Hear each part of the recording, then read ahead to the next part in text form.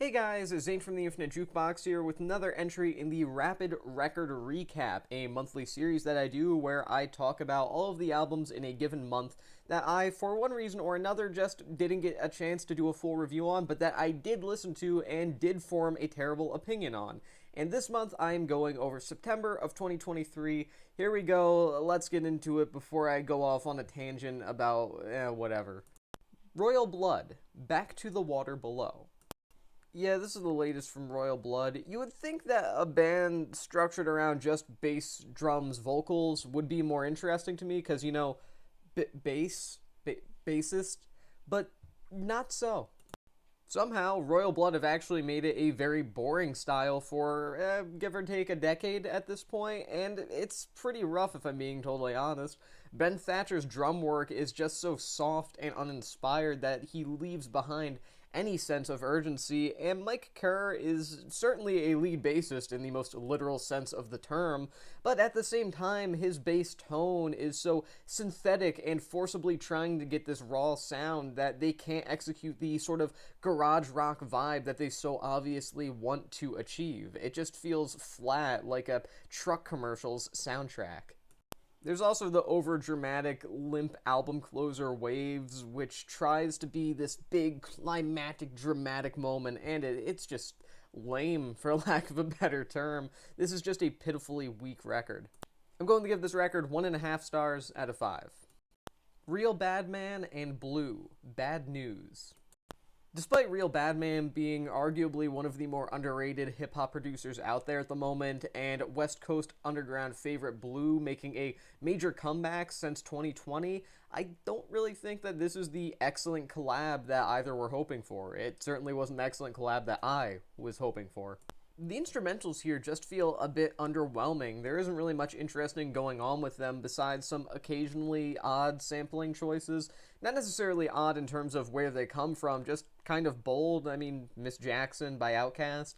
I think just about as crazy as this album gets in terms of samples is the infamous-ish Bad News scene from the ever-underrated Mel Brooks classic Robin Hood Men in Tights. And that's semi-engaging, but beyond that, there's just not much here. There's not much to really chew on in terms of instrumentation. Blue also delivers some pretty weak lyrics here, which is a bit surprising because the guy's normally a fairly excellent songwriter, but when he says things like, I've been around the block, been around the globe, been around friends, and I've been around foes on the hurt, or knock 'em out for the count 1 to 10, soon as the bout begins, the bout ends on the chorus to the golden rule. It's not terrible, but it feels like the kind of stuff that an AI would spit at you. It's not at all what meets his standards.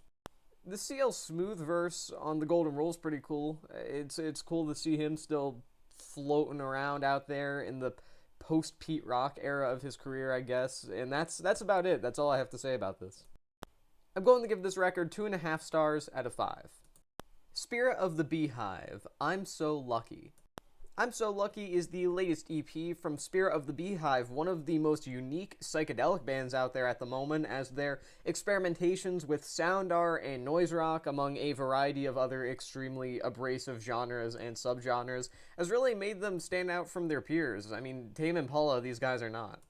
I'm So Lucky sees them ditch the largely lo-fi nature of records like Entertainment and Death for the sake of something a bit more full-sounding, while still maintaining a garagey rawness that still allows them to accentuate a lot of their best qualities in terms of noise and noise-based influences. Beyond that, you have some strong vocals, you got some cryptic lyricism, and you got a nice EP closer in the form of the track Natural Devotion 2, which really does convey desperation very well, while not really leaning towards the hopeful or the hopeless. So yeah, good stuff. I'm going to give this record 3.5 stars out of 5. Speedy Ortiz, Rabbit Rabbit. Speedy Ortiz have become a fairly underappreciated band as far as their more recent releases go, at least, and Rabbit Rabbit really does demonstrate that. There's a lot of nice guitar tones, songwriting, vocal work found on this record. The melodies on a lot of tracks here are actually pretty great, songs like Plus One, and as a whole, I think it's a good record, and if you're interested in some maybe slightly under-the-radar indie rock from the year up to this point, definitely check this one out. I'm going to give this record 3.5 stars out of 5. Tinashe, Baby Angel. Or Baby/Angel, I guess. Take your pick. This album is so damn close to being great, but ultimately it flops in such a variety of ways that it's barely even decent. It is decent, but barely.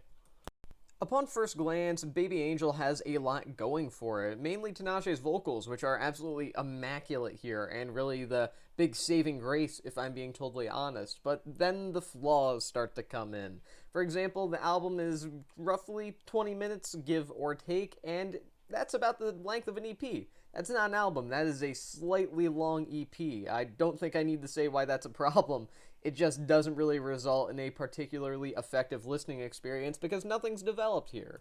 And Tinashe herself does have a lot of charisma and personality, but the jumping from one style or sound or instrumental to another without any vague idea of connectivity even, ultimately can be very jarring, and it results in a very disconnected listening experience. This is still a very enjoyable record, mainly because of its brevity, if I'm being completely honest, and there are times where it really does shine with tracks like None of My Business, but really, if you didn't have Tinashe here, this would probably be a bit of a disaster. She's a great vocalist, she's a great personality, but God, someone help this woman find some proper creative and compositional direction. I'm going to give this record 3 stars out of 5. Laufey, Bewitched. I've never been less confident in my pronunciation of an artist's name in my entire life.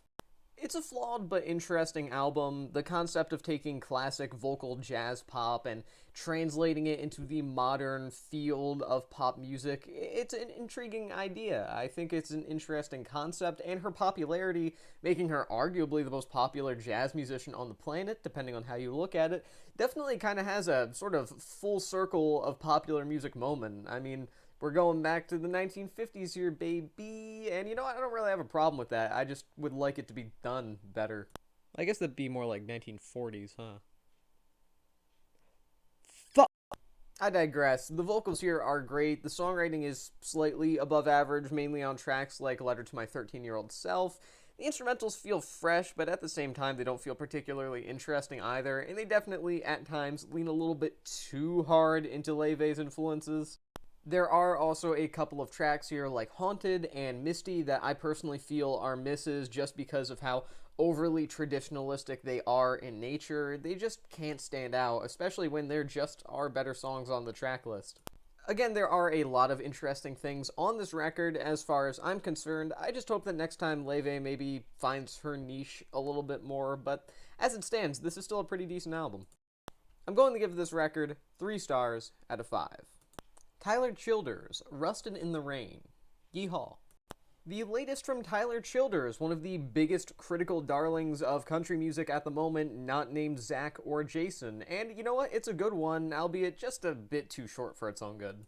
I think that the neo-traditionalist tendencies as far as the instrumentals go are actually handled very well. That being said, I could also go without hearing another cover of Chris Christopherson's Help Me Make It Through the Night. It's just a song that does not need to be redone in any way ever again. It's like the Don't Stop Believing of singer-slash-songwriter country music. That being said, Rustin in the Rain is also short enough to never really overstay its welcome. The cover of S.G. Goodman's Space and Time is an interesting, obscure pick that I can really get behind. And generally speaking, the original songwriting on the album, songs like Phone Calls and Emails, has this Conway Twitty-esque melancholy that I definitely dig. It's a good record, it just could have been a lot better, but nonetheless, it's also very accessible. I mean, come on, this thing doesn't even crack 30 minutes. I'm going to give this record 3.5 stars out of 5. Gridlink, Coronet, Juniper. I gotta be honest, first listen, was really feeling this, was gonna review it, didn't get a chance to review it, so I was like, fine, I'll put it in the Rapid Record recap. Upon multiple re-listens since I first heard it, kinda grown off me, not gonna lie. It's a solid grindcore record, sure, but it feels a little bit too short to really get anything done. I know that's weird to say about a grindcore record, but just bear with me here. And it also doesn't really feel like it's being wild enough to pack a huge amount of energy in here. I mean, when you think of a lot of great short grindcore albums, which is, you know, most of them, you think of a lot of very violent tendencies from a musical perspective, and that just doesn't really seem to be found here in my eyes.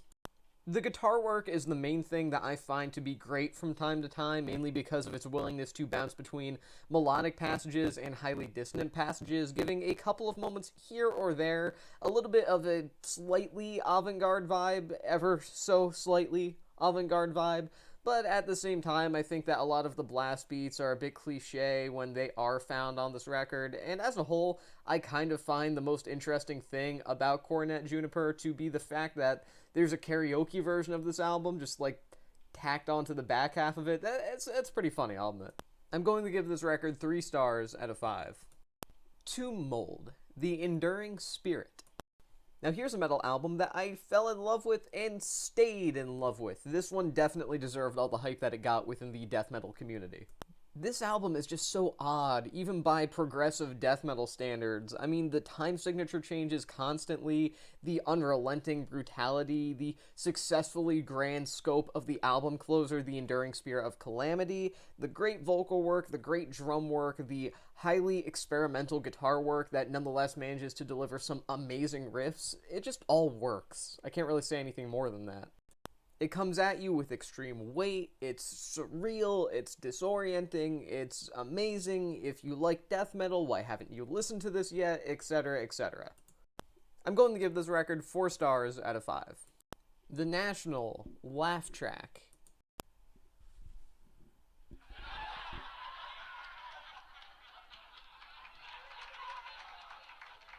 This is how I felt when people told me that this was better than their last album. It's the National's second album of 2023, and while it is more upbeat than their previous record, First 2 Pages of Frankenstein, it is just as wildly unremarkable and harmless. The songwriting's just fine, the instrumentals are nothing, if I'm being totally honest, and features from people like Phoebe Bridgers and Rosanne Cash don't have any impact on the album whatsoever. In fact, if you didn't tell me that they were on the record, I probably wouldn't have even noticed that they were there. I would just assume they added some new member to the National. They're completely unmemorable.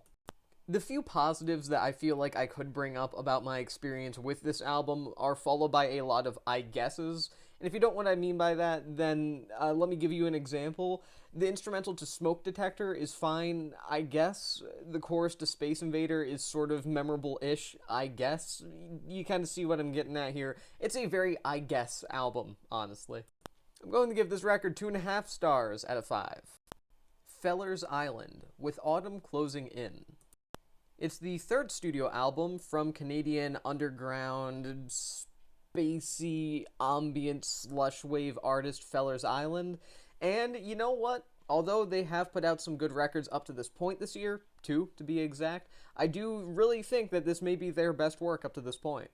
There are some criticisms that I do have about the record. I do wish that certain songs, such as Shoegaze at Sunset or maybe Secret Garden, were a little bit longer, just because they don't necessarily feel the most full in terms of what they accomplish. But at the same time, tracks like Lover of the Sky, as well as the beautiful album closer, I Will Continue, really achieve this nice sense of nostalgia and melancholy mixed with brightness to kind of create this very ethereal, entrancing vibe. You get my point. It's a really good slush wave album, and if you like ambient, you like slush wave, you like stuff like Tangerine Dream, or you like stuff like the George Clanton album from earlier this year, I definitely say give this one a go. I'm going to give this record 3.5 stars out of 5. Zach Bryan, Boys of Faith.